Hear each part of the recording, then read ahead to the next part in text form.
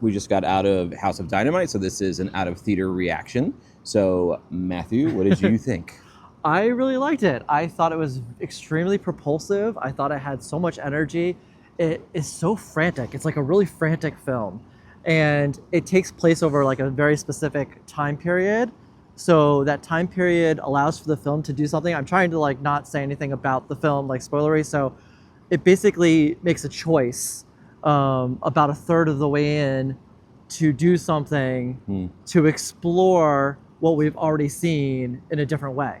And I think it does that very well. I think maybe with slightly diminishing returns, the more it does this thing. That is true. But it redeems itself, I think, in its final moments. Yeah. And I think some could see the ending as being possibly like a little slight. But I think because of the context in which the film takes place, it doesn't really have the time to, is what I'll say, to make something really grandiose of it. And this is us unfiltered. yes, so that's kind of my initial thoughts. I really liked it.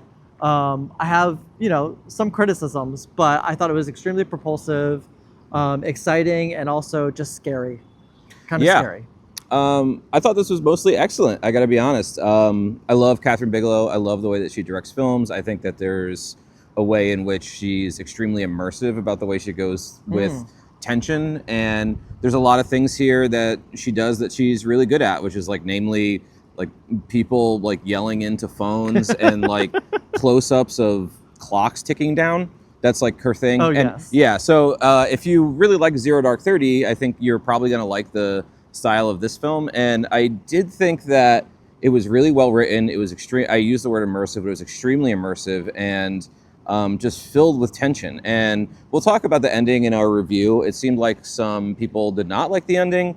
I really liked the ending. I thought it worked perfectly and it was very much fitting with what came before it. So I thought this was great. The other thing too is I'm glad this is being released in theaters. The sound is amazing. The sound was amazing. The sound design and the score. And the score. Yeah. I really liked the score. I read some people thought it sounded too much like Conclave, but like whatever. It sounded great. It was very pulse pounding. Yeah. But I'm also happy that this is going to be on Netflix because people who have Netflix just queue stuff up that's on Netflix. And I feel like a lot of people are going to watch this.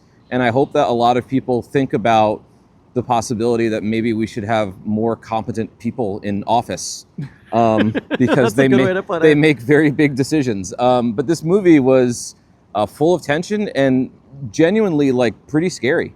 Yeah. I thought this was great. Yeah, she did a really good job of like building out these environments in particular, I think.